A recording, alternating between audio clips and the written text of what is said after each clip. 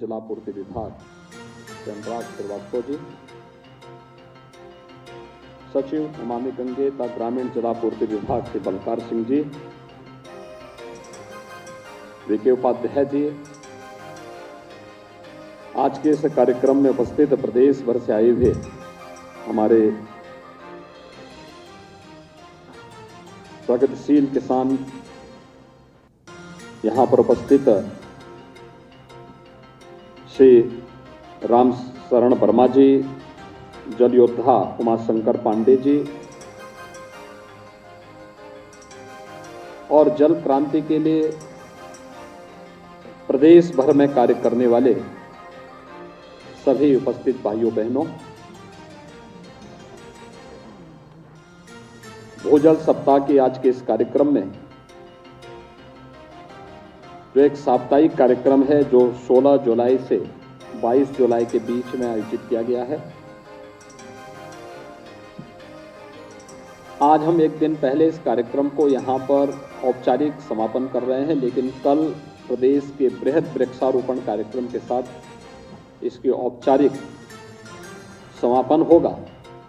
मैं इस अवसर पर आप सबका हृदय से अभिनंदन करता हूं। हम सब जानते हैं कि जल है तो कल है, और भारतीय मनीषा हमेशा से इस बात को मानती रही है कि जल ही जीवन है। जल के बगैर जीवन की कल्पना की ही नहीं जा सकती, और जीवन इसलिए है जो आज है, जब वह बने रहेगा तो वह हमारे कल को भी सुधार लेगा। और इसलिए जल को हमने जीवन के पर्याय के रूप में मान करके ये केवल मनुष्य के लिए नहीं, जीव सृष्टि के लिए नहीं, जंतु सृष्टि के लिए भी जल आवश्यक है। सृष्टि की भू पारिस्थितिकी को बनाए रखने के लिए जल आवश्यक है, और उस पर जागरूकता के लिए आदरणीय प्रधानमंत्री मोदी जी के मार्गदर्शन में, उनके नेतृत्व में यह कार्यक्रम निरंतर आगे बढ़ रहा है। जिस जल की इतनी उपयोगिता है, जिसके बगैर जीवन की कल्पना नहीं की जा सकती, उसके प्रति भी हम कितने लापरवाह हैं, यह वे आंकड़े बताते हैं। जो भूगर्भीय जल के निरंतर गिरते हुए स्तर, और जहां पे हमारे सामने सरफेस वाटर है भी, नदियां, नाले या तालाब, इन सब को जिस रूप में गंदगी की ढेर में बदल करके या प्रदूषित करने का कार्य हुआ है, ये किसी से छुपा हुआ नहीं है। और इसलिए आज का ये कार्यक्रम बहुत महत्वपूर्ण है, ये सप्ताह अत्यंत महत्वपूर्ण है। एक एक बूंद जल का, बरसात का कितना महत्वपूर्ण है। अगर हमने कभी इसके बारे में ईमानदारी से ध्यान दिया होता तो इतनी खराब स्थिति नहीं पैदा होती। आज के दिन पे आप कहीं जाइए, कोई ऐसी नदी जो किसी अच्छे पहाड़ से निकल करके स्वतःस्फूर्त भाव के साथ बह रही है, और उसके ऊपर कहीं कोई नदी पहाड़ से निकलने के बाद कोई गांव, कोई कस्बा, कोई औद्योगिक क्षेत्र अगर उसके आसपास नहीं है, तो आप उसके जल को देखिए। थोड़ा नवंबर, दिसंबर में, जनवरी, फरवरी, मार्च, अप्रैल, मई, जून तक देखिए, कितना साफ पानी रहता है, एकदम शुद्ध जल होता है। मछलियां और तमाम जलीय जीव उसमें तैरते हैं। कोई भी जीव जंतु आकर के, कोई भी जीव जाकर के वहां जल ग्रहण कर सकता है। वो नदी या वो नाला कभी किसी को मना नहीं करती।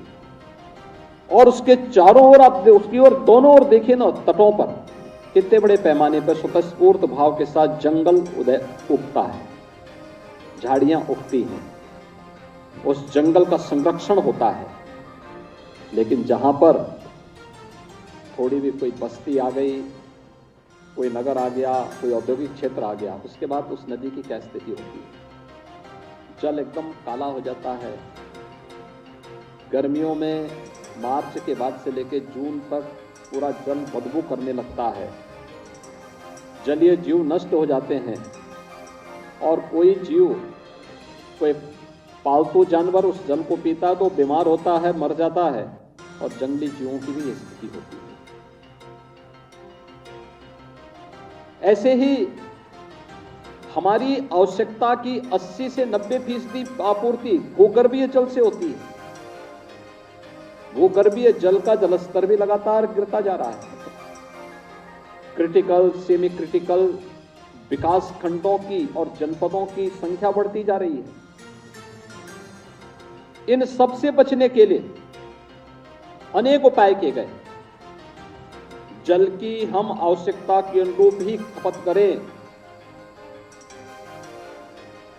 वन ड्रॉप मोर क्रॉप का यह अभियान प्रधानमंत्री मोदी जी का वही अभियान है। जल की कीमत को हम समझें।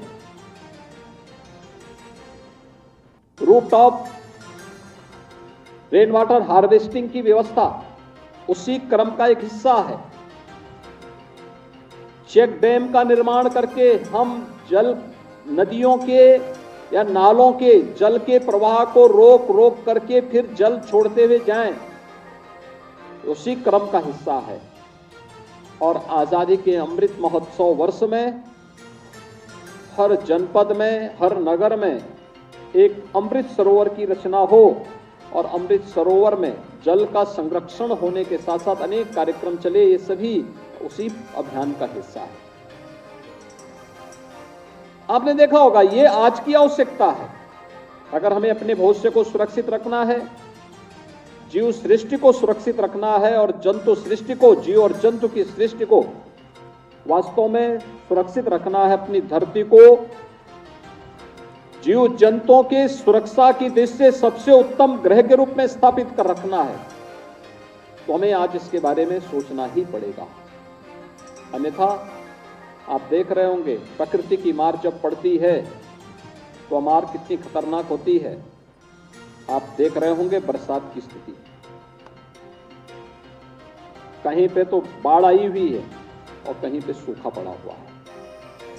प्रदेश के पश्चिमी क्षेत्रों में आप देखेंगे पानी पानी है, लेकिन अगर पूर्वी क्षेत्र में आप देखेंगे पानी का कहीं अता पता नहीं है।